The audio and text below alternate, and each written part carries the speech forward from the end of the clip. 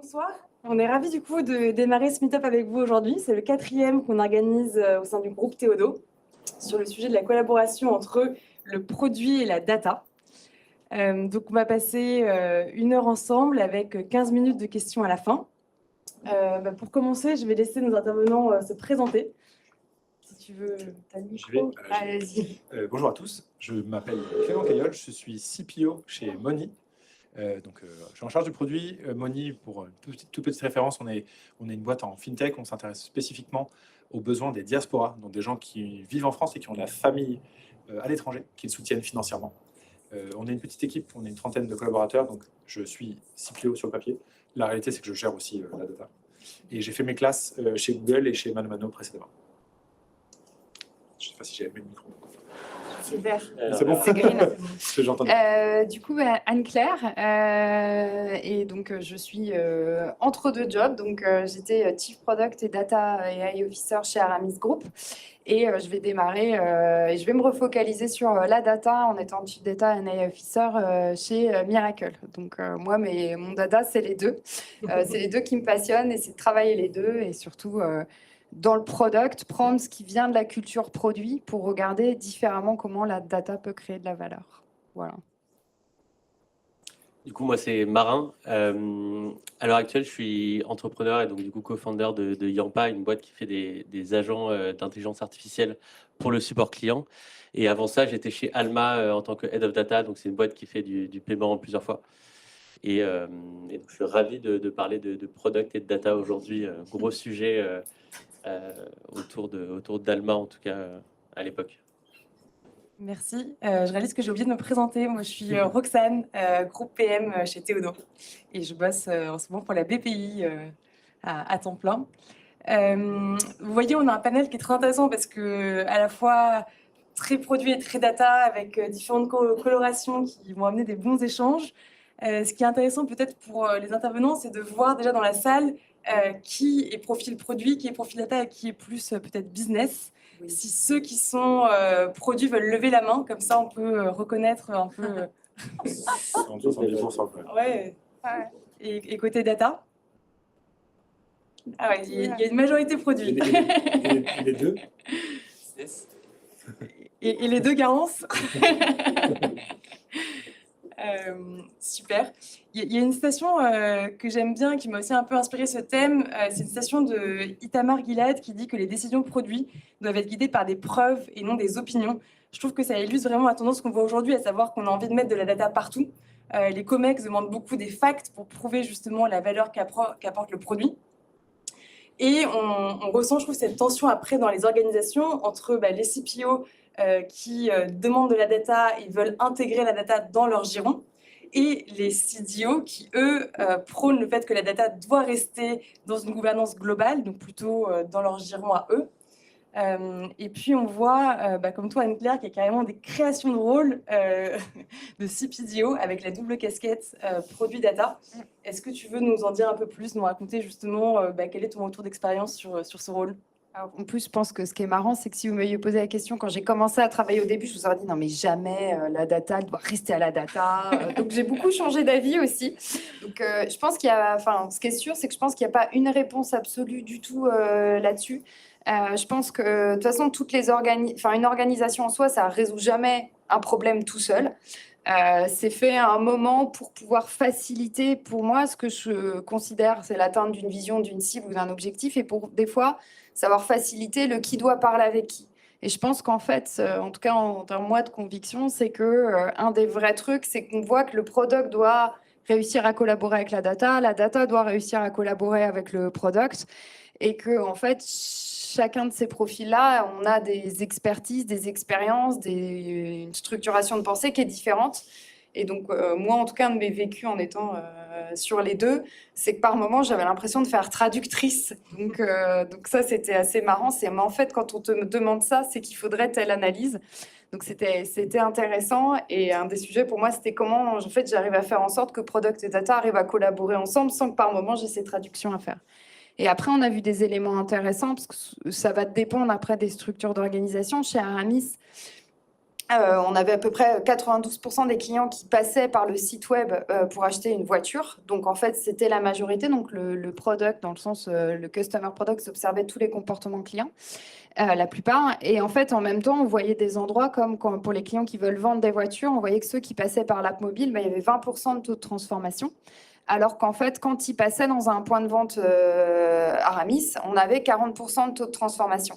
Et donc, justement, cette collaboration product et data, où le product regardait beaucoup que le product, en parlant avec la data, ils ont vu 40-20. Ils ont essayé là, du coup, de comprendre pourquoi. Et en regardant les taux de drop, ils se sont rendus compte qu'il y avait un taux de drop énorme des clients quand ils uploadaient les photos de leur voiture, parce qu'on avait besoin de voir l'état. Et il y en avait beaucoup qui n'étaient pas bonnes, même si on mettait des calques pour aider le client et que ce soit facile. Et donc, on a eu des collaborations comme ça, où les équipes data ont dit, mais on a déjà développé d'autres algos d'IA pour la partie marketplace qu'on pourrait réutiliser pour voir si les photos sont bien cadrées, de bonne qualité, pas tronquées. Et en fait, ça a permis derrière de diminuer le taux de churn. Donc, je dirais que justement, pour moi, c'est ces échanges et cette discussion qui créent parfois des valeurs. Ça permet au PM de voir aussi des opportunités. Et je pense qu'après, c'est très cartésien, la data, donc ça ne porte pas toutes les réponses au PM. Je pense qu'il doit se nourrir de plein d'autres choses. Je pense que je te vois hocher la tête. Si tu veux rebondir, c'est Non, je trouve l'exemple très pertinent. Et d'ailleurs, je dirais, dans l'exemple que tu cites, on illustre bien le fait que en fait, la distinction entre data et produit dans l'exemple que tu cites est assez fine. En fait. Ouais. On peut pas faire du produit si on ne sait pas ce qui fonctionne, pouvoir comparer les taux de performance, etc. Dans mon expérience personnelle, donc, je vais parler spécifiquement de chez Moni, d'une petite structure. Moi, donc, j'ai rejoint il y a environ 3 ans. On n'avait pas forcément de data, en tout cas pas un département data, qu'on n'a toujours pas d'ailleurs, c'est toujours que moi. Pour autant, on n'avait pas de data warehouse non plus, pas d'accès facile à la donnée. Pour moi, alors, j'ai une éducation produit un peu particulière parce que je viens de la data à la base, mais pour moi, c'était évident qu'un de mes premiers chantiers en tant que CPO, c'était de nous doter de cet instrument comme une capacité. La deuxième jambe que j'ai mise, c'était de créer de la user research. Les deux allaient ensemble. Je me suis pas dit, ah tiens, je suis en train de créer. Azeltov. Je suis pas en train de créer un truc qui me ressemble pas ou où j'ai rien à voir, j'empiète sur le territoire de quelqu'un d'autre. C'est vraiment pour moi un levier pour pouvoir faire du produit. Et je dirais même autrement, personnellement, je ne sais pas faire du produit autrement en fait. Donc s'il n'y a pas de data, mon étape numéro 1, ça a été, en fait, on va construire un data warehouse et après on pourra commencer à faire des choses. Et ça va un peu dans le sens de ce que tu dis. C'est hyper intéressant et du coup, je pense que ça fera un bon lien avec le troisième point de vue où toi, Marin, tu as créé en fait la partie data chez Alma. Donc, je ne sais pas aussi si tu peux nous en dire un peu plus sur comment ça s'est fait et comment ça s'est, je dirais, créé avec ou sans le produit dans la collaboration. Oui, carrément.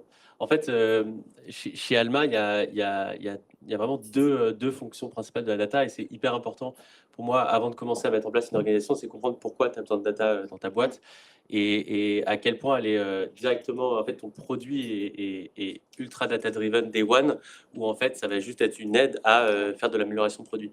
Et donc, chez Alma, on avait les deux en même temps parce qu'on avait un algo de scoring pour savoir si oui ou non on accepte le paiement d'un client. Et ça, day one, on avait un scoring et ça a été fait par des data scientists avec du machine learning directement intégré au produit. Et ensuite, la question s'est posée de, bon, ok, maintenant qu'on a ça, en fait, tout le reste de la boîte n'est pas data-driven. Comment on fait en sorte que on arrive à apporter des solutions data à pas mal de complexités opérationnelles? Et ça, en fait, on a choisi de mettre ça plutôt sous un COO pour justement améliorer l'efficacité opérationnelle et traiter, en fait, les problématiques de quelqu'un au produit qui dit, je vais améliorer mon funnel de conversion avec une équipe data centralisée, de la même manière que quelqu'un en Ops veut améliorer un process et a besoin de data pour améliorer son process. Parce que, à part la brique IA pour le scoring, la data, ça ne faisait pas partie du cœur produit d'Alma sur faire une page de conversion ou de paiement ou faire un dashboard marchand, par exemple. C'est hyper intéressant parce que du coup, je trouve que ça rejoint un peu une vision qui est de dire en fait, il faut des mindset data-driven. Toi, tu disais, Clément, en fait, pour moi, c'est mes deux jambes. En fait, si j'ai pas de data, c'est comme si on me coupait une jambe. Et du coup, je trouve que ça pose la question de se dire jusqu'où on va dans la montée en compétence des produits sur les sujets data. Et à l'inverse, jusqu'où est-ce que les data analystes font partie intégrante des squads produits. Il y avait cette image qu'on voit souvent qui est de dire le data analyst est le 4e pilier de la squad produit. Je ne sais pas quels sont vos avis là-dessus. Si Clément, tu veux... Ouais. Alors, je sais pourquoi tu veux passer la parole, parce que j'ai une opinion très, très contrarienne là-dessus. Alors, je suis le polémiste de ce panel. Alors déjà, remettons un peu dans le contexte. Rendons-nous compte de la chance que c'est de pouvoir se poser la question, est-ce qu'on doit embaucher des data analystes dans les squads? C'est pas une question que beaucoup de boîtes produits se posent, n'oublions pas. Donc, si vous vous la posez, félicitations. La réalité, c'est que parfois, on fait la plupart du temps les choses soi-même. Ma vision du rôle de PM, c'est que je pense que c'est un rôle qui est un peu un one-man band, quoi. On peut faire plein de choses au début, puis progressivement, quand les boîtes deviennent matures, on commence à retirer des choses. Le truc le plus évident, c'est le design, parce qu'on sait que c'est un autre boulot. Le product marketing, c'est aussi un autre boulot. Et progressivement, comme ça, on va spécialiser les rôles à part. La data, j'ai fait des organisations produits à 400 personnes. Dans mon expérience, et à nouveau, c'est un data analyst qui parle, hein. C'est la dernière chose que je sortirais du rôle de PM, parce que l'étape d'après, c'est je prends des PM qui savent pas lire et écrire, quoi. Parce que du coup, on va embaucher des calligraphes qui savent faire ça beaucoup mieux que toi, donc ça sert à rien que tu saches écrire. Ça me paraît un peu, donc je pousse volontairement mon opinion contrarienne très loin. Un PM qui sait pas faire de data, même en fait, j'ai envie de dire un professionnel qui sait pas faire de data, ça me paraît bizarre. Voilà pour mon opinion politique. Non, moi, je pense qu'effectivement, enfin, quand on le regarde, des fois, il suffit de faire des équations. J'ai 4 squads, est-ce que je peux vraiment me payer 4 data analystes? Et si je le regarde, est-ce qu'ils vont vraiment, en tout cas, tous les jours, faire des choses qui créent de la valeur pour le client? Et en fait, déjà, des fois, rien qu'en posant cette équation-là, on se rend compte que ça ne fonctionne pas. Et c'est vrai que par moment, on est tenté de se dire, c'est le plus simple, parce qu'au moins, j'ai un flux de valeur continu, je ne suis pas en train de m'interrompre. Et c'est vrai que du point de vue du PM, c'est un problème, ou en tout cas, c'est une question à se poser de quand est-ce que je vais en avoir besoin, à quel moment je dois aller parler à la personne, comment on va se connecter. Mais du coup, je pense que c'est ces questions-là qui sont les bonnes. Plutôt que de dire je prends quelqu'un tout le temps, toute la journée, comme ça je suis sûre que hop, besoin d'un chiffre, j'ai sous la main. Et après, moi je trouve qu'en fait c'est comme tout, surtout en plus en ce moment avec la partie IA, il faut descendre à un niveau en dessous. Il faut dire en fait on est dans un rôle, quand on est dans un rôle, on a des compétences et il y a des tâches qu'on va aller réaliser. Et en fait ce que tu décris, je suis d'accord avec ta polémique, qui est de dire en fait, il y a un moment, c'est une compétence qui doit être plus ou moins développée selon les contextes.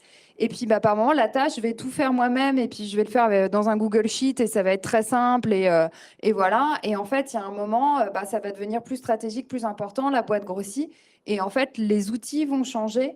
Et là, on peut arriver à des contextes où, OK, finalement, on a une taille de boîte où je dois intégrer des données de l'offline ou je peux intégrer d'autres données sur la supply ou des éléments beaucoup plus complexes. Il y a une équipe data, il y a une stack data. Comment est-ce que je peux accéder à ces analytics en plus de ce que je vais juste voir dans du tracking?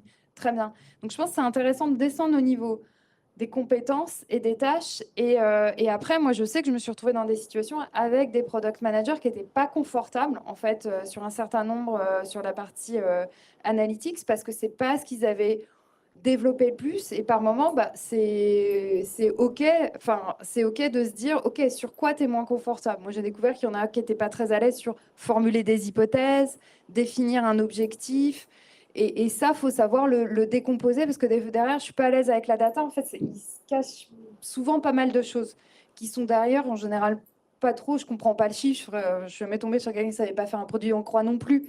Mais des fois, c'est comprendre ce qui est difficile dans le fait d'aller calculer ce chiffre, cet objectif. Et souvent, c'est pas un problème data. Mais bon, je passe un micro. Moi, je pense qu'il y a vraiment une approche théorique et une approche pragmatique. Théoriquement, moi, si je dois monter une équipe PM, je vais essayer de prendre des PM qui sont ultra data-driven, qui ont quand même des bonnes connaissances de design, qui savent en plus parler avec le métier et comprendre le métier. Donc, du coup, si c'est des sujets de compliance, ça va être OK, il va très bien comprendre le process de compliance qu'il y a dans la boîte, etc. Et tout. Petit exemple dans la salle. Et après, si ça va être ah, mais non, mais en fait, tu dois faire des specs pour des devs et donc tu dois comprendre quand ils font une erreur dans leur code. Donc, du coup, tu dois aussi avoir des notions de dev et tout. Et donc, ça, effectivement, si tu as le choix et que tu arrives à recruter ce genre de profil et tout, ça va être des profils qui vont te driver tout ton produit, etc. Et après, l'approche pragmatique, et généralement, c'est souvent ça le cas parce que chez Alma, c'est ce qu'on a fait, mais comme dans beaucoup de boîtes, d'abord tu recrutes le produit et au bout de quelques temps, tu commences à recruter des gens en data, etc. Et, tout, et tu commences à te dire que ton produit doit être data-driven. Et à ce moment-là, il faut juste être pragmatique. tu ne transformes pas un PM qui n'a jamais eu d'appétence data en quelqu'un de data-driven. Sinon, c'est vraiment voué à l'échec. Et on a testé ça chez Alma, et il y avait des exemples où un PM venait nous voir en disant ah, c'est incroyable le temps moyen entre quelqu'un qui crée son compte chez Alma et qui fait son premier paiement a diminué énormément ce dernier mois grâce à un release produit. Maintenant, il est de 15 jours alors qu'avant, il était de 60 jours. Et en fait, tu dis, mais en fait, si tu n'as que la donnée du dernier mois, comment tu peux avoir plus de 15 jours de moyenne, vu qu'il n'y a pas plus de 15 jours entre le moment où ils ont créé leur compte et tout. Et en fait, c'est parce que ça ne s'invente pas, en fait. C'est un mindset qu'il faut avoir et tout, et ça prend du temps. Et il y a des PM qui vont faire le wagon pour revenir et data-driven tout, et ça marche. Mais au quotidien, ils ont beaucoup trop de taf déjà sur leur partie PM pour devenir data-driven. Et donc là-dessus, il faut mettre en place une organisation où tu as des gens qui sont data à la base, qui comprennent très bien le produit et qui vont accompagner les gens au produit et vraiment faire les analyses à leur place et vraiment co-construire. Et ce que tu as décrit tout à l'heure à Claire, c'est vraiment être là au quotidien et avoir des conversations sur des sujets qui touchent les deux. Peut-être pour juste un peu plus approfondir, et c'est vrai qu'une des manières dont on a géré ça, c'est effectivement des exemples, mais c'est d'avoir on avait un rituel toutes les semaines entre data et produits, et en fait les équipes venaient, et comme ça on a commencé à construire des premiers éléments de self-analytics. Mais en fait les discussions avaient de la valeur parce qu'elles permettaient de dire, bah tiens, moi j'ai ce sujet-là, ah j'aurais besoin de le faire, tiens, je me pose telle question. Et finalement, ça a aidé beaucoup à construire la confiance entre les personnes, parce qu'il n'y avait pas de questions idiotes d'un côté comme de l'autre. La personne data connaissait pas hyper bien ce changement produit et du coup n'était pas bien sûr du tracking qui était fait. Il pouvait poser sa question. Et en même temps que la personne produit posait sa question, donc ça ne créait pas de déséquilibre ou de client-fournisseur un peu dans l'approche, quoi. Juste rebondir sur un truc que vous avez dit, que je me suis gardé en tête, parce que je ne voulais pas vous interrompre, c'était super intéressant, sur la question de la barrière à l'entrée, on va dire, de l'accès à la data. Je pense que si on a cette discussion aujourd'hui, c'est parce que quand tu l'as dit, quand on parle de data, en fait, on parle de plusieurs choses. On parle du raisonnement analytique que tu as cité, et aussi de l'accès à, donc, côté une forme de hard skill, de savoir concrètement aller interroger une base de données ou faire une requête, ou enfin, être aguerri sur le moyen pour le faire. Moi, cette distinction, pour moi, elle me paraît assez importante, parce que je pense que on peut, c'est un peu un soft skill, mais on peut avoir un esprit analytique sans être aguerri au hard skill, quoi. Moi, j'enseigne un cours à Sciences Po depuis 5-6 ans, donc je suis diplômé moi-même, justement sur cette idée, qui était que moi, j'ai fait un peu, dans ma vie, un coming out geek. Je me suis rendu compte que même si je n'avais jamais étudié ça dans ma vie, en fait, c'était juste évident que c'était ça que je voulais faire. Et je me suis un peu formé sur le tard, comme beaucoup de gens savent faire. Et ce côté hard skill, donc acquis, je me suis dit, OK, en fait, ça aurait pu être un frein énorme à ma carrière, alors que je sais plutôt faire de la synthèse de données, je sais réfléchir analytiquement, ne sachant être en face d'une machine et pas savoir, et devoir demander à quelqu'un d'autre, ça allait être un frein dans ma carrière. Donc moi, ce que j'enseigne à Sciences Po, c'est à des gens qui ont un cerveau analytique, en fait, le hard skill, c'est l'affaire d'une formation. Et je vais même un cran plus loin, je pense que si tout va bien, mon cours doit être amené à disparaître dans les années qui viennent, parce que je pense que cette barrière à l'entrée-là, elle s'effondre. Je ne dis pas que... Je donne un cours de SQL, hein, donc je continue à penser qu'il faut savoir faire du SQL. En plus, si vous êtes un peu geek, c'est super, mais je pense que ça devient c'est plus du tout un prérequis. Il y a des outils dont on pourrait parler qui font déjà un peu le bridge, et je pense, donnons 5-6 ans à des LLM que vous connaissez tous les deux mieux que moi, et je pense que l'accès à la donnée, en fait, il n'y aura plus besoin de cette étape data analyst qui est caractérisée comme étant son hard skill. C'est mon point. Oui, je relance du coup le débat tout seul. Je relance la polémique en disant plus besoin d'être analyste pour quelqu'un data dans l'âme. Ouais, en fait, je suis. Alors, c'est dommage, je partageais pas mal de constats jusqu'au moment où je suis data analyst. En fait. Il a dit qu'il était l'homme de la polémique. Ouais, hein. évidemment. Mais du coup, en fait. Pour moi, effectivement, toute la question de l'accès à la donnée, tu as deux sujets. Tu as l'aspect technique de est-ce que je sais faire une requête SQL, et ça, tout à fait d'accord. ChatGPT te fait une requête SQL en 30 secondes et généralement bien meilleure que celle que tu aurais pu faire toi-même. Par contre, la valeur ajoutée des data analysts, ça n'a jamais été de savoir faire une requête SQL, ça a été de comprendre ce qu'il y a dans les bases de données qui sont toujours dégueulasses et d'arriver à en ressortir la métrique qui est pertinente pour le use case précis, et si on parle d'un use case produit, etc. Et tout. Parce que calculer un taux de conversion, n'importe qui est capable de te sortir une requête SQL de c'est ça divisé par ça. Tu vois. Par contre, se dire, ah mais non, parce qu'en fait là, à ce moment-là, il y avait le produit qui avait telle feature enable et donc du coup, il faut que je mette ce truc-là en plus, il faut que j'enlève ce paramètre et tout ça. En fait, c'est des connaissances monstrueuses sur les bases de données, de cleaning, globalement de définition de l'architecture du data warehouse, sur lequel n'importe quel outil de GenAI ne pourra pas remplacer le data analyst qui a les compétences pour comprendre ce qu'il y a vraiment derrière chaque truc. Ouais, et puis tu as l'étape de passer du problème que tu as, ou en tout cas de te dire, et si je change ça, qu'est-ce qui peut se passer, à te dire, ok, du coup, ça veut dire que demain, sur 100 clients qu'on commandait, je suis obligée de savoir combien venaient de là, et donc du coup, demain, si je le change, qu'est-ce qui se passe? Donc en fait, je ne dois pas aller regarder en partant des clients qui ont visité le site web, je dois partir des clients qui ont fini la commande, et ça, en fait, c'est une gymnastique d'esprit qui est très facile pour un data analyst, parce qu'en fait, il va aller le reformuler d'un point de vue qu'est-ce que je veux calculer. Et des fois, un product manager, il va avoir plus de mal à formuler cette partie-là. Oui, désolé, Polémique. la discussion t'échappe. Oui, j'adore. Non, je voudrais, sans rester bloqué et faire progresser la conversation, je vais juste donner un exemple. Il y a une question que je pose systématiquement en entretien, donc si j'en croise certains parmi vous en entretien, vous me direz que je vous l'ai déjà expliqué. Donc j'ai travaillé pendant un moment chez ManoMano. Donc ManoMano, c'est un site de e-commerce où on vend, donc c'est un site de e-commerce de bricolage, on vend des produits, donc c'est l'expérience de e-commerce assez classique que vous connaissez. Je mets un produit dans mon panier, je paye, je livre et voilà, je reçois mon panier. Une des premières métriques qu'on m'a donné quand je suis arrivé chez ManoMano, c'est qu'il y a 1,2 produits par panier complété. Et la question que je pose en entretien, c'est ça veut dire quoi ce 1,2 produits par panier? Cette question-là, pour moi, ce qu'elle illustre, c'est que la personne qui, du coup, n'étant pas du tout conscient de l'historique et ce qui nous a amené à collecter, comment fonctionne le schéma de données derrière, etc. En fait, la personne qui me répond, ah bah en fait, c'est qu'il y a certaines personnes qui mettent 0,2 articles par panier. Bah non, en fait. Il me faut des gens qui me disent, ah bah j'ai déjà vu un panier e-commerce dans ma vie, je sais qu'on ne peut pas mettre des décimales de produits dans des paniers, donc ça doit vouloir dire qu'il y a quelque chose autour des gens qui rajoutent plus de 1 produit.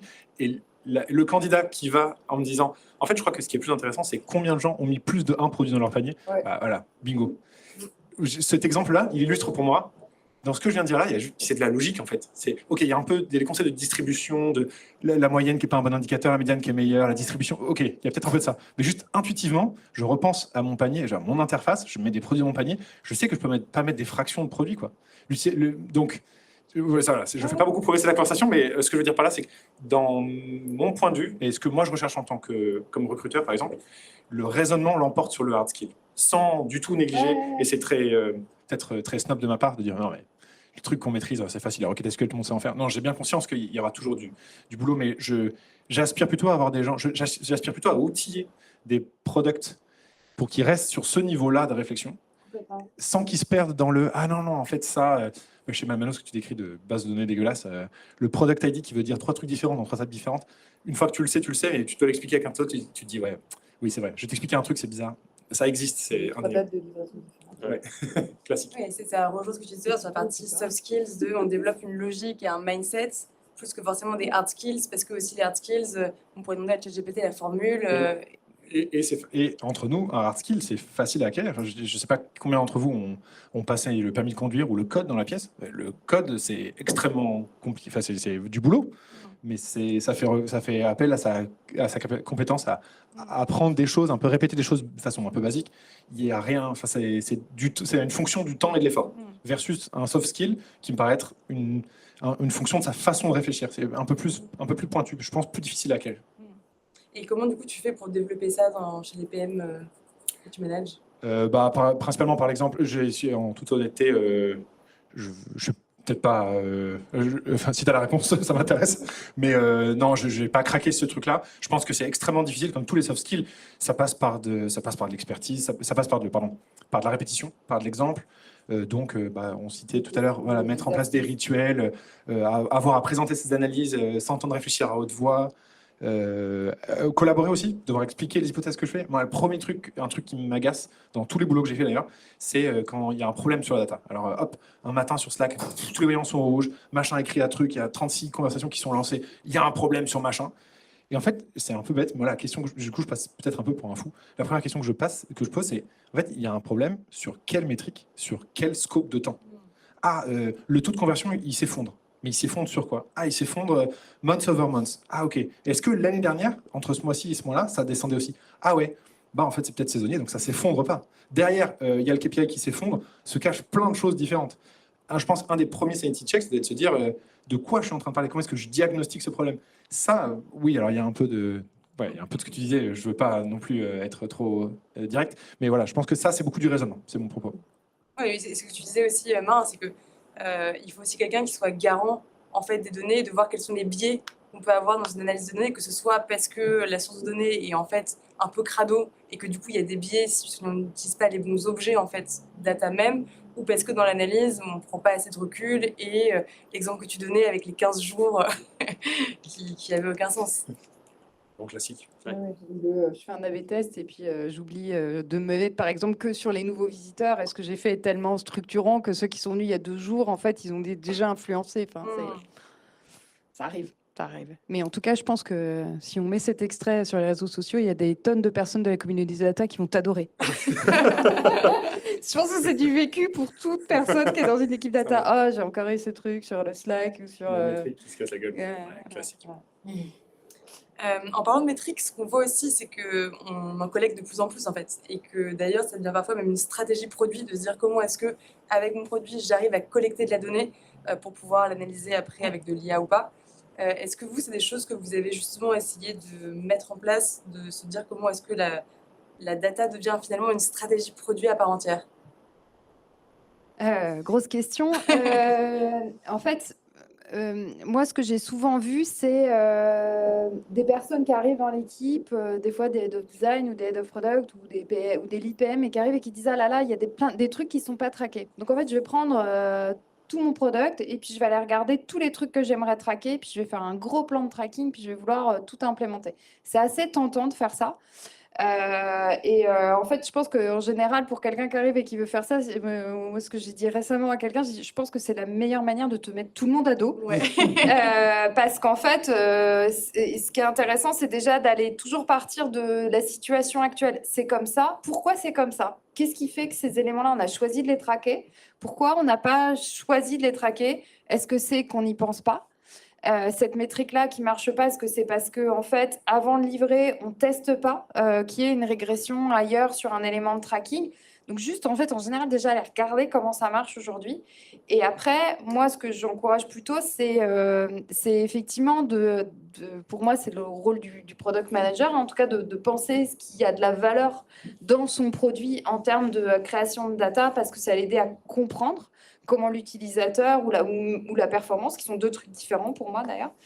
Et après, c'est de le faire par morceaux. Et c'est ce que je dis aux équipes, ok, c'est quoi le prochain endroit, la prochaine pièce en ligne que tu vas changer? Et donc, du coup, qu'est-ce qui est intéressant et qu'est-ce qui a de la valeur de traquer?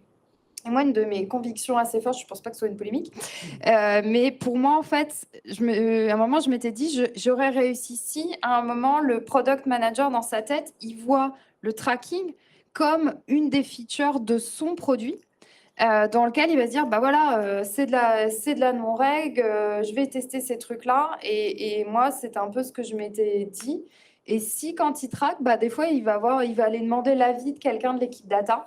Et j'ai vu des trucs assez sympas les équipes se disent au bout d'un moment, oui, ça, on pourrait le réutiliser après, ce serait intéressant de voir la Xème photo, est-ce qu'elle est vraiment regardée par le client? Ça pourrait avoir une valeur. Bon, voilà. Non, tu... Non, je peux jouer. Je l'ai vite regardé, donc j'ai volé le micro au milieu. Ouais, moi, je pense que le plus important là-dessus, c'est avant de réfléchir sur ce qu'on veut faire de la data, c'est comme n'importe quelle boîte, il faut revenir à quoi sert cette boîte-là, d'où vient le revenu. Et en fait, le revenu d'une boîte, c'est ce qui génère tout le reste. Et en fait, avant de se dire est-ce qu'on va intégrer la data là, c'est OK, est-ce que ça va me générer du revenu? Est-ce que ça va améliorer quelque chose?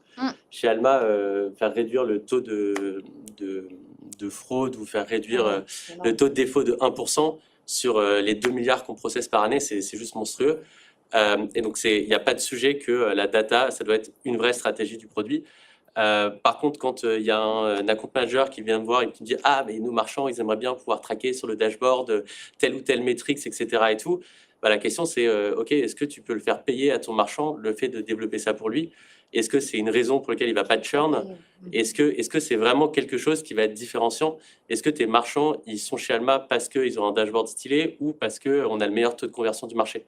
Et c'est grâce à ça que tu vas pouvoir te prendre des bonnes directions côté data et produits, plutôt que juste faire un truc parce que c'est stylé de faire un super dashboard pour des marchands et en plus c'est interactif et en plus il y a des tas de métriques hyper compliquées, calculées et tout quoi.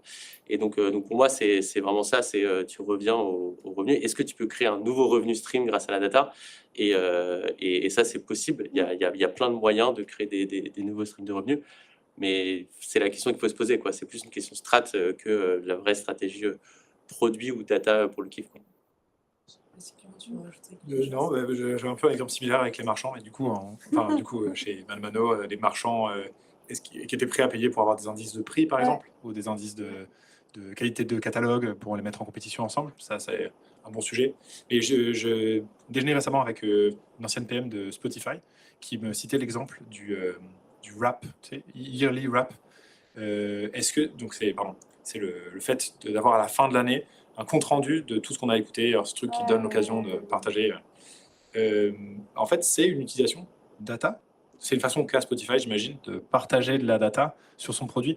Mais de fait, ça l'est. Mais on voit bien comment, en le disant, c'est un peu tiré par les cheveux, quoi. C'est une autre façon de mettre en scène son produit en jouant sur l'aspect je veux être validé sur mes choix musicaux. Et du coup, j'en parle et il y a un côté un peu symbolique, un peu, on va dire, statutaire de la musique que j'écoute.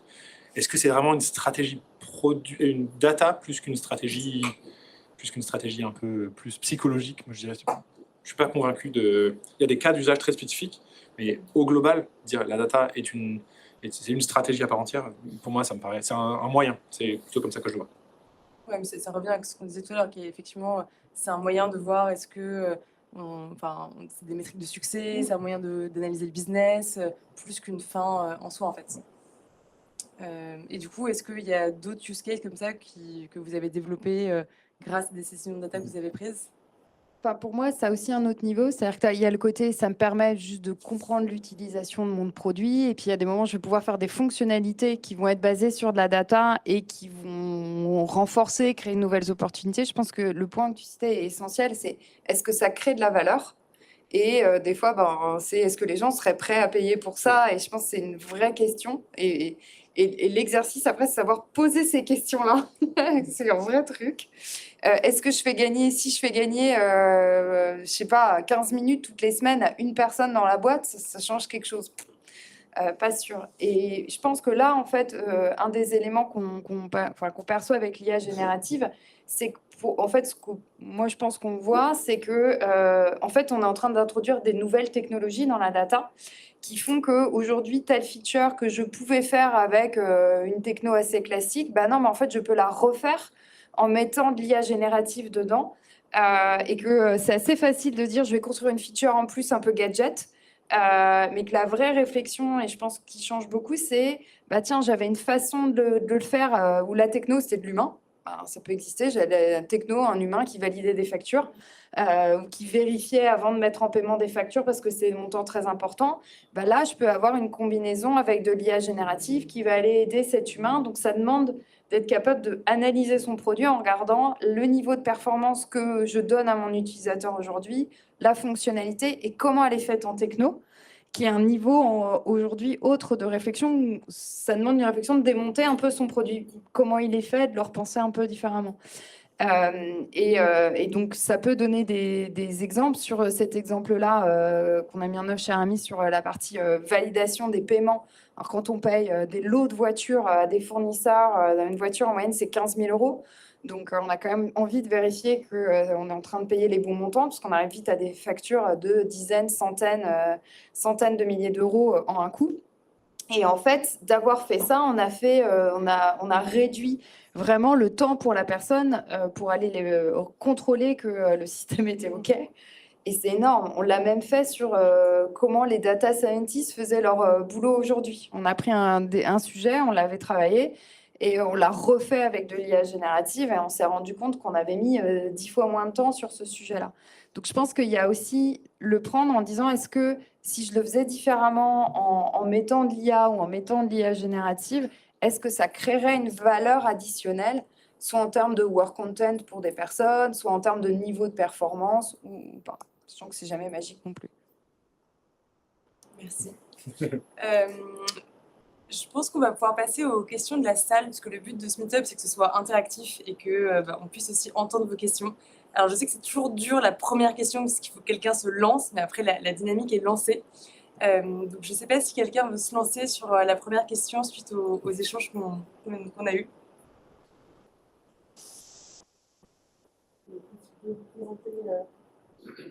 Bonjour, donc je suis Benoît Bézigne, je suis directeur au sein d'un cabinet de conseil, Juliet Sterwen, et je m'intéresse beaucoup aux problématiques autour du produit, de la data, mais comment est-ce qu'on intègre les directions là, les directions métiers sur ces thématiques-là? Est-ce qu'on les intègre? Est-ce qu'on les interface? Et donc ma question, ça va être par exemple un directeur des opérations quand il a besoin d'indicateurs pour pouvoir piloter la qualité de service. Est-ce qu'il vaut mieux qu'il s'adresse au produit, à la data? Et donc, comment, finalement, tout ça peut être organisé de manière fluide? Donc, vous êtes 3. Il y a peut-être 3 réponses différentes. Ouais, c'est une excellente question. Nous, chez Alma, on a effectivement pensé à ça au moment où du coup, j'ai monté l'équipe data. Le vrai sujet, c'était comment on met en place une organisation qui va servir toutes les équipes. Et derrière, moi, ma conviction, c'est que quand tu centralises trop une équipe data, du coup, tu la mets très loin des équipes métiers et qui vont pas comprendre les problématiques, etc. et tout, et ils vont devenir juste une machine à requête SQL. Il y aura un channel Slack avec on envoie des demandes et on reçoit des réponses, etc. et tout. Donc, c'est un peu la catastrophe à la fois pour les équipes data qui se désintéressent totalement de leur taf et les équipes métiers qui trouvent que la data, c'est un bottleneck. Donc, du coup, nous, on a mis en place un modèle hybride avec une équipe cœur data qui s'occupe du data warehouse, de l'architecture, etc. et tout, mais des business analysts qui sont dans les équipes métiers. Et alors, c'était plus facile à l'époque, on pouvait lever des fonds à l'infini et donc, du coup, tu peux recruter qui tu voulais. Après, ça devenait un sujet de, OK, tu es en ops, tu as besoin de, tu me dis que tu as besoin de data, etc. et tout. Est-ce que tu es prêt à investir dans un mec full-time là-dessus? Non, OK, un mec half-time, etc. Donc, tu négocies, donc c'est des trucs internes là. Et au final, tu arrives à avoir des gens, des business analysts, qui vivent au quotidien avec les équipes métiers, qui vivent le truc, qui font des tickets comme les ops, qui vont faire du produit s'ils sont en produit, qui vont faire du marketing tous les jours de l'acquisition s'ils sont en marketing, et qui en même temps comprennent très bien l'architecture data, comprennent très bien comment ça fonctionne, etc. et tout, et vont être capables d'apporter des solutions assez concrètes et même d'anticiper les besoins plutôt que d'être sur du réactif OK, j'attends un ticket, je comprends pas pourquoi, ça sort de nulle part, le mec est en panique et donc du coup j'ai 2 jours pour livrer ça, quoi. Et donc ce modèle hybride fonctionnait quand même pas mal chez Alma. Ça reste une boîte on est monté jusqu'à 400 personnes, donc c'est pas forcément le modèle qui va tenir dans une boîte de 1500 personnes. On en débattait avec quelqu'un de Conto la dernière fois qui, eux, ont fait ça un peu différemment. Je pense qu'il y a des problématiques différentes en fonction de la taille de la boîte, mais le modèle hybride d'avoir des gens qui vivent au quotidien et qui savent faire de la data, c'est magique pour pas mal de trucs, quoi. Ouais, je pense que après, ça va dépendre beaucoup de la maturité de la boîte et de la maturité de la boîte sur la data, quel est le niveau de stack qu'on peut avoir ou pas. Moi, ce que j'ai vu et en tout cas ce que j'ai testé dans des fonctionnements différents, il y a souvent c'est de comprendre quel est le problème qu'il y a dans l'organisation à ce moment-là. Est-ce que c'est que les gens vont partager des chiffres et en fait, on se retrouve dans le point business, est-ce qu'on ne soit pas d'accord sur le même chiffre? Bah oui, je pensais qu'on avait fait tant de ventes, quelqu'un d'autre dit non, mais voilà. Auquel cas, là, c'est probablement qu'on a un certain type de problème. Donc, ou est-ce que c'est des personnes qui vont dire non, en fait, je ne sais pas du tout comment elle a marché ma campagne parce qu'en fait, il n'y a personne qui me répond. Donc, toujours pareil, essayer de comprendre quel est le symptôme qu'il y a là et le premier truc à régler. Moi, j'ai vu des cas où, effectivement, je veux dire, sur des nombres de commandes ou des nombres de livraisons, on n'était pas d'accord sur les chiffres.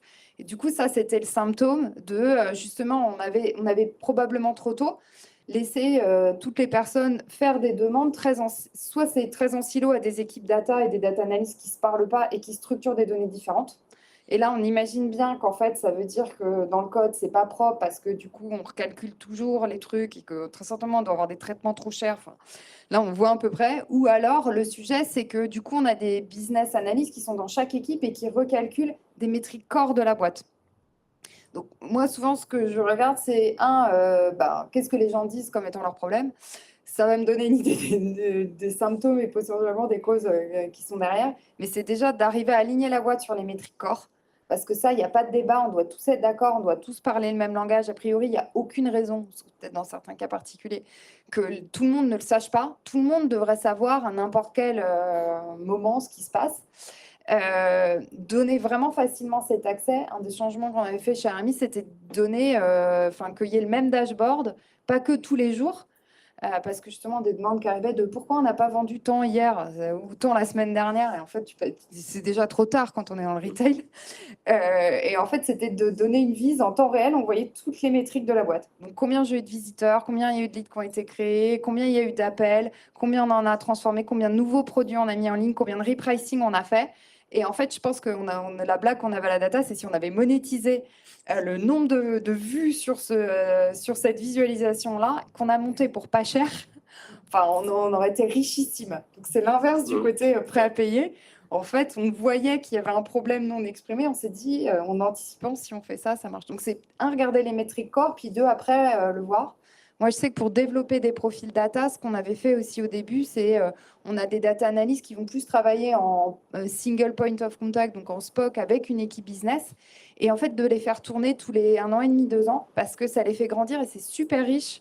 Parce que quelqu'un peut apporter une équipe achat et sourcing quand en fait il a travaillé énormément avec les équipes acquisition et marketing et product. En fait, pour lui, c'est génial parce qu'il redécouvre un truc et pour la boîte, c'est super aussi. Je réalise du coup, en vous entendant, que les contextes de boîte dans lesquels moi j'ai bossé sont peut-être légèrement différents. En ce que je vous rejoins à 100% sur ce qui est du build. En revanche, moi, j'ai jamais trop connu le run. Donc, on va dire, moi, j'ai jamais eu de data analyst, en fait, je réalise, dans aucune des boîtes dans lesquelles j'ai bossé. Et du coup, la question de comment est-ce que l'équipe data va m'aider à exploiter les données au quotidien, cette question-là se posait pas tout à fait. En revanche, peut-être pour adresser ce point, et peut-être quelque chose qui vraiment réconcilie data et produit, je pense que c'est pertinent de traiter la data comme un produit interne à l'entreprise. Et donc, le traiter comme, la somme de ce qu'on vient de se dire ici, hein, le traiter comme mettre peut-être l'équipe core qui va créer l'infrastructure, qui va faire évoluer la data warehouse, la mettre au service d'équipes business, pas simplement en mode je reçois les demandes et j'exécute, comme ce serait du mauvais product management, mais en mode bon product management, en fait, avec quelqu'un qui va essayer de comprendre c'est quoi les analyses que tu fais, c'est quoi la question que tu te poses, et progressivement, je commence par délivrer un petit peu de valeur, un peu plus. Je suis à peu près certain que le parallèle avec le produit fonctionne. Si on pose la question à tous les directeurs métiers, directrices métiers qui existent dans ces entreprises-là, leurs besoins tels qu'elles l'expriment est immaintenable et en fait ne répondrait 5% de l'expression de ce besoin suffirait à répondre vraiment aux problématiques qu'ils ont. Donc en ce sens-là, c'est un utilisateur qui n'arrive pas à vocaliser la solution. Je pense que le rôle de l'équipe data, du coup, un peu avec une sauce produit, ce serait d'essayer de faire accoucher de vraiment les vrais problèmes qu'il y a derrière et du coup se rendre compte que maintenir un data warehouse qui fonctionne et qui adresse ces besoins-là, c'est peut-être pas, il n'y a peut-être pas besoin de scaler à l'infini cette équipe et de traiter un peu besoin par besoin, quoi. C'est marrant parce que je me souviens, Anne-Claire, tu m'avais dit, moi je veux développer le sens produit de mes profils data. Et c'est ça, et en fait, dans les équipes data, moi, ce que j'ai fait, c'est le product, pour moi, management, c'est pas un rôle. C'est pas que un rôle, c'est pas que un job, c'est vraiment, c'est presque une façon de voir le monde, en fait, de dire, en fait, si je regarde mon dashboard, en fait, je peux le voir en disant c'est du Power BI, c'est une techno, ou c'est du Looker, ou j'ai des métriques, ou dire qui sont mes utilisateurs. Quels sont leurs problèmes? Et en fait, ce qu'on avait beaucoup développé chez Aramis, c'est en fait que les data analysts allaient vraiment regarder. Donc, on avait eu un moment un responsable logistique qui nous disait j'ai du mal à comprendre, je fais tel truc tous les jours. Et je me rappelle l'exercice d'aller comprendre le problème utilisateur. À chaque fois qu'il y avait un nouveau data analyst dans l'équipe, je dis viens, on va le faire ensemble. Et donc, en fait, naturellement, je dis commence à le faire. Donc, naturellement, il envoyait des chats à la personne, il faisait des mails. Au milieu, il se mettait dans une bulle à deux et l'autre lui donnait ses problèmes utilisateurs. On comprend que c'est comme si vous avez un user et vous leur dites « dis-moi les solutions dont tu as besoin ». Bon, on sait ce que ça donne, des fois ça marche, mais la plupart du temps ça marche pas très bien. Et en fait, il faut aller faire du discovery. Et donc à un moment, je dis d'accord, ça c'est ce que tu penses qu'il faut faire en solution, vu l'échange que tu as eu dans la bulle avec la personne. Et moi, je vais poser une question différente. Je veux dire, quand est-ce que c'est la prochaine fois que tu vas faire cette action sur laquelle tu as un problème? Demain matin. T'es où demain matin?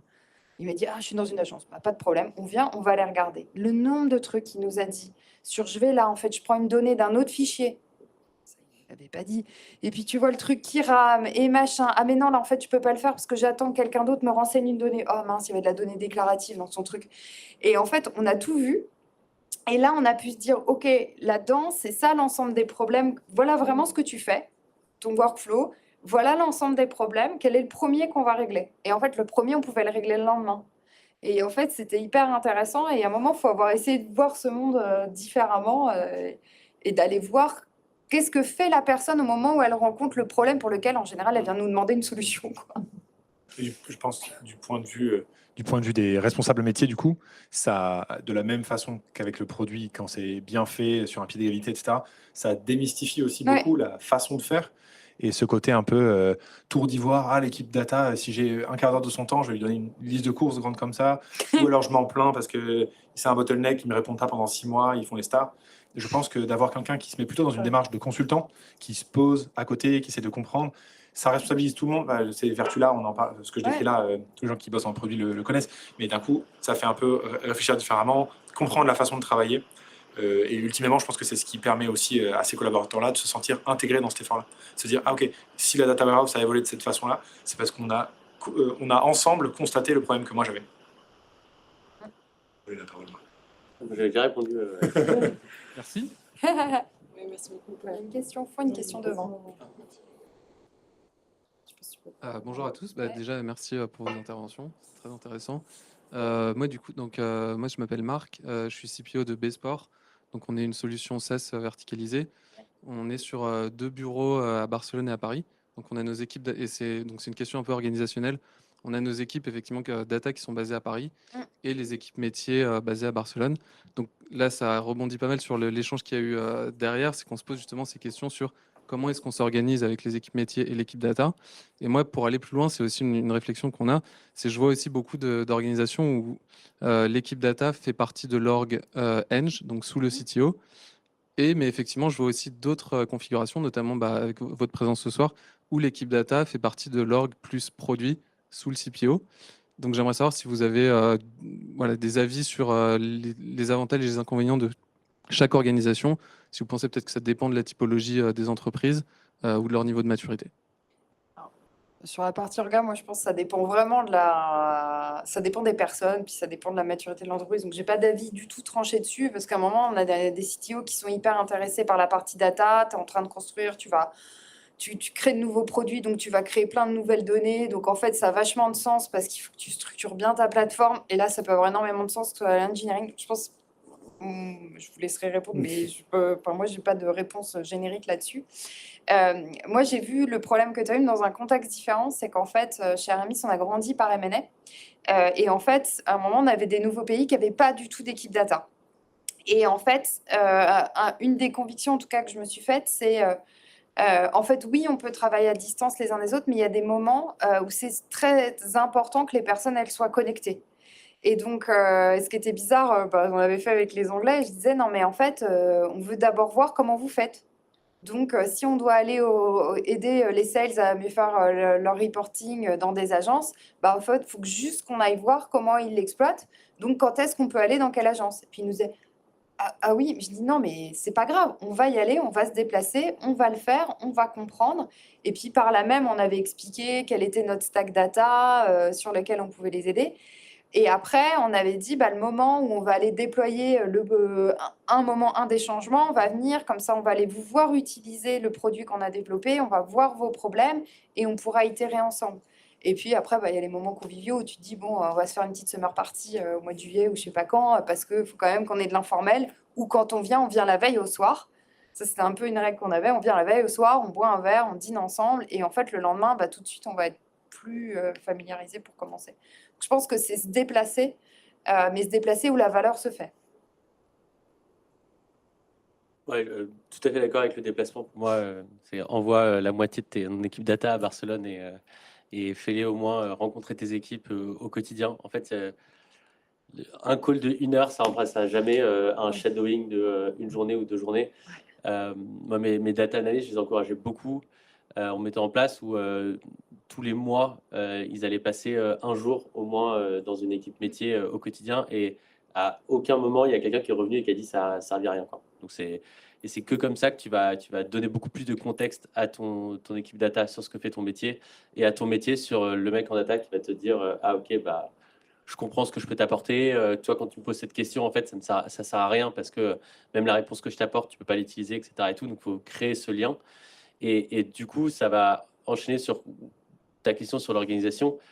Il faut que tu trouves une organisation, le mettre sous quelqu'un qui va créer ce lien-là. Ouais. Donc, si ton CTO, il croit très fortement qu'un dev, sa place, c'est au bureau et à côté de quelqu'un pour qui il est en train de développer un produit, ce sera la bonne solution. Si c'est quelqu'un qui dit non, mais en fait, nous, il nous faut des specs nickel.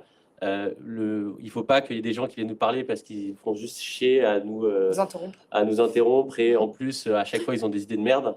Enfin, en fait, ton équipe data, elle va prendre la même chose. Elle va dire non, mais en fait, ils ne savent pas de quoi ils parlent. Ils n'arrêtent pas de demander des chiffres, mais ils ne comprennent même pas ce que je leur envoie et tout. Donc, et donc là, tu vas tomber sur genre, tout ce qui est de pire dans une équipe data.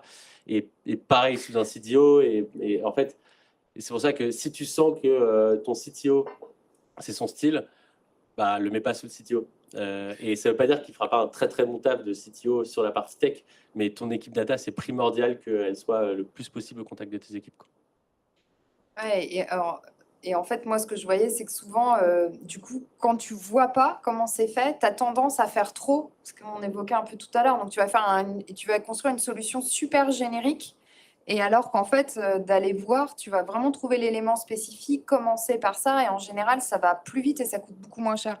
Donc, des fois, c'est de le tester sur un truc. Dire, OK, on va le faire avec ce business et ce data analyst-là, on va le faire. Et quand ça marche, bah, en général, les autres data analysts disent bah, tu t'entends mieux avec lui, c'est cool. Il a dit merci au meeting au Lens de je sais pas quoi. Bon, les gens, ils bougent un peu, quoi. Ils se disent mais comment toi, tu fais pour que ça marche mieux, pour avoir des data ou pour faire tes trucs. Et en général, ça se prenne hyper vite. Ouais, un peu similaire, je pense que pour revenir un peu à ce qu'on disait précédemment, tout dépend, vous avez beaucoup parlé de connexion, de comment est-ce que les équipes fonctionnent ensemble, presque. C'est tout à fait légitime que l'équipe data, elle soit dans le giron tech, parce que c'est une façon de le voir. Tu peux dire oui, il y a une stack, il y a des coûts, si on ne se ment pas, hein. Le côté technique, il y a un coût à maîtriser, à contrôler, il y a une question un peu de cet ordre-là. Mais du coup, si ça en fait des gens qui sont très à part des métiers, on retrouve un petit peu les problèmes qu'on avait dans la collaboration métier tech avant l'émergence des product managers, qui sont du coup vraiment un besoin qui est apparu pour faire la passerelle entre ces deux trucs-là. Donc, j'ai envie de dire, si ça reste chez la direction technique, chez toi, peut-être le bon combat pour toi, c'est comment est-ce que je fais cette passerelle-là. Ça passe par les rituels, le fait de se rencontrer. Peut-être des gens qui sont il y a des gens côté métier qui vont se sentir extrêmement intéressés de faire cette passerelle-là, travailler pendant 6 mois avec l'équipe technique sur des problématiques qui vont leur résoudre le problème au quotidien. Tu créeras peut-être des vocations de data product manager, quoi. Ou alors il faut les recruter si vous avez les moyens de le faire. La chose certaine, c'est de casser ces silos, quoi. Une question tout au fond. Oui, ça va, on prend la dernière question. Et dans ma team, je suis product manager chez BP et chez Peugeot.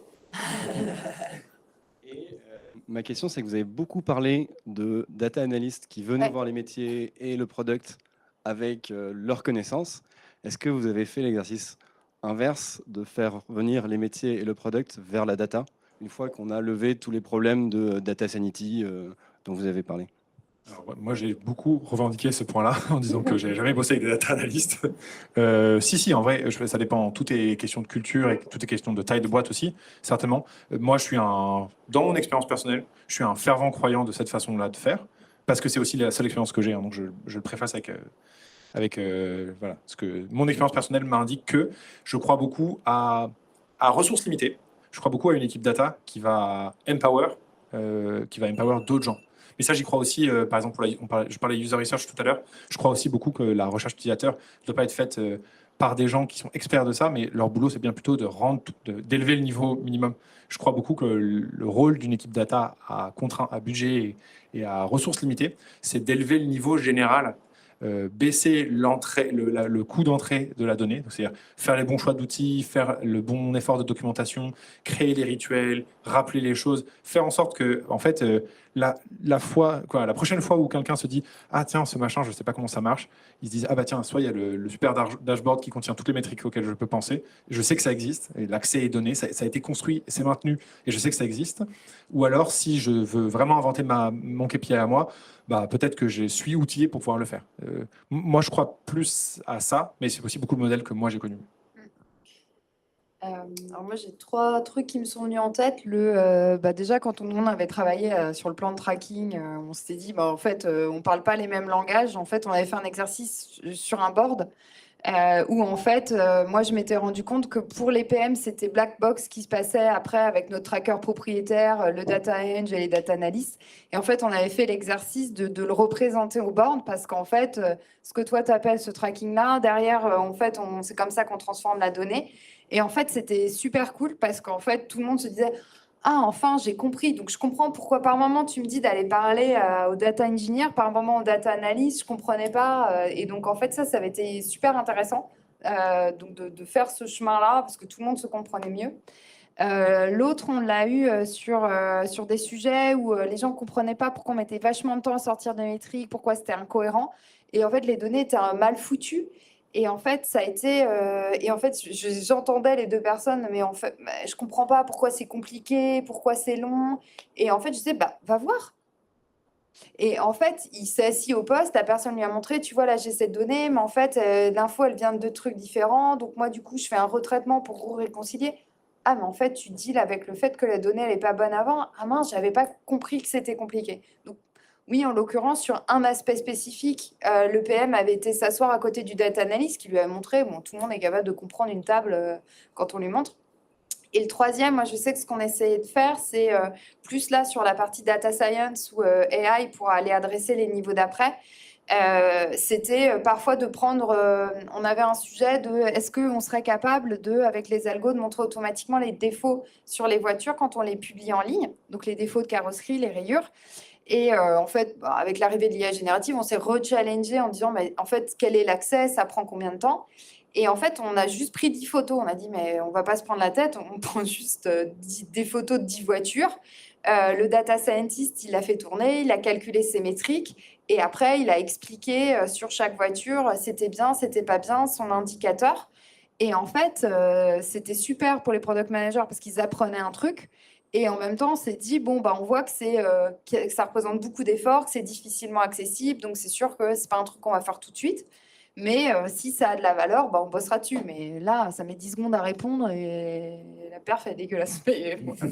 Donc, pas tout de suite, quoi. Mais du coup, ils comprenaient mieux pourquoi ça demandait beaucoup d'efforts. Ouais, je pense que je ne vais pas rajouter sur la partie à quel point c'est important pour les équipes business de communiquer avec les personnes en data et des 2 côtés, c'est-à-dire que pour que les personnes business comprennent ce qui se passe derrière la data. Moi, je trouve, on n'en a pas assez parlé, enfin même pas du tout parlé, il faut que les équipes tech viennent voir les équipes data au quotidien pour dire c'est quoi ton taf en fait. Et moi, le jour chez Alma où j'en pouvais plus de, tu vois, remonter aux équipes tech que ce qui sortait, c'était ça fonctionnait d'un point de vue produit, mais c'était de la merde d'un point de vue data. J'ai dit, tiens, j'ai pris un dev que j'aimais bien et tout. Je dis, mets-toi à côté de moi, je vais te montrer comment on calcule le revenu d'Alma. Il dit, ok, très bien, le revenu, c'est un truc qu'on regarde tout le temps, tout le monde le regarde et tout. Voilà la requête SQL. Et donc, elle était de 600 lignes. Et il me disait, mais attends, mais c'est quoi ce bordel et tout? Je dis, voilà, regarde, ces briques-là, ça, c'est parce que dans le produit, vous avez fait une release à tel moment et c'était pas traqué. Donc, du coup, on a fait un truc manuel. Et ces briques-là, c'est ça. Et en fait, à la fin, tu vois, il était, mais putain, mais qu'est-ce que vous foutez de vos journées à vous compliquer la vie et tout? Ok, je vais voir si de mon côté, je peux pas faire un truc et tout. Et ça a lancé un projet plus grand pour cleaner un peu, tu vois, la legacy.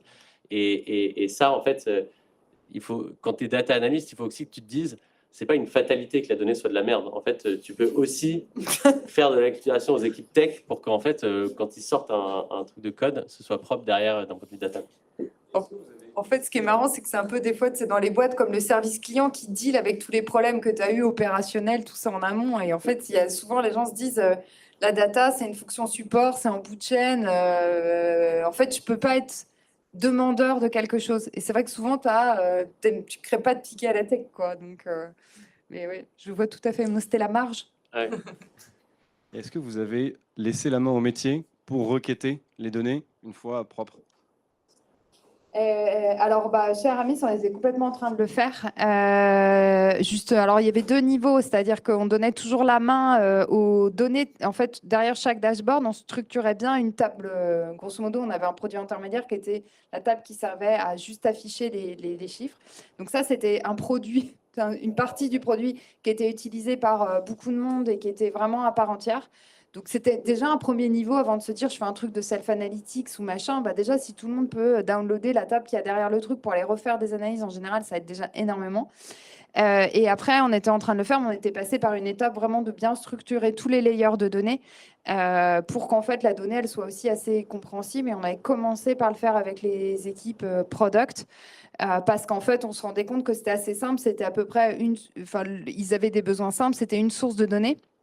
Un problème, alors qu'on avait les équipes marketplace qui étaient les plus data-driven, mais on leur disait, le problème c'est que vous, il vous faut toutes les données de toute la boîte. Donc en fait, c'est beaucoup plus dur, mais donc on va pas commencer avec vous, désolé. Ouais, Edouard, il y a une dernière question devant. Je voulais juste rebondir juste sur ce sujet, mais c'est un peu la même chose à une échelle beaucoup plus petite. Moi j'ai la chance chez Monit de faire ce travail-là dans une structure plus petite, même si on commence à avoir beaucoup de volume, etc. Et d'avoir été en main là-dessus, donc sans une équipe data spécifiquement, etc. Moi, personnellement, c'est moi qui le maintiens tout seul. Donc, en fait, j'ai fait le choix de rajouter une surcouche, exactement ce que tu citais, Google BigQuery pour ne pas le citer. Et en fait, de faire le choix de se dire, dans mon organisation, personne n'aura accès aux données sous-jacentes. Parce que les données sous-jacentes, en fait, elles sont optimisées pour les applications. Le bon exemple de ça, c'était un use case qu'on avait tout le temps quand je suis arrivé. C'est qu'on voulait savoir, quand une transaction est faite, est-ce que c'est la première de la vie de cet utilisateur-là? Dans ta table de transaction, il tombe des transactions, à chaque fois une ligne, quoi. Et c'est très facile tu peux faire la requête à part, quoi. Mais en fait, dans le modèle de données qu'on utilisait, dans l'interface dans laquelle on utilisait, faire ce truc-là, c'était un enfer. Et en fait, sans cette brique intermédiaire, tu te retrouvais à devoir on s'était retrouvé à écrire un ticket pour dire, dans la base de données qui tourne en prod, on va rajouter ce truc-là. Et là, c'est là qu'on s'est dit, stop. On ne va pas complexifier ce qui tourne en prod, ce qui est censé être optimisé, qui tourne rapidement, pour des besoins analytiques. C'est vraiment 2 sujets différents, 2 stacks très différentes. Et ça, moi, je suis convaincu de ça. Du coup, comment est-ce qu'on traite la requête moche? Moi, c'est ma fierté que mon équipe et toute ma boîte, en analysant les 5 tables que j'ai sorties qui décrivent le business, elles ne se rendent pas compte du patchwork que c'est derrière, du harlequin de « Ah là, c'est tombé, ah là, non, en fait, ça a changé de nom. » Il y a une condition avec un case when qui fait genre 56 lignes. Ça, heureusement, les gens ne le savent pas. Et je pense que c'est notre taf, dans cette brique-là, d'obfusquer cette complexité. Merci.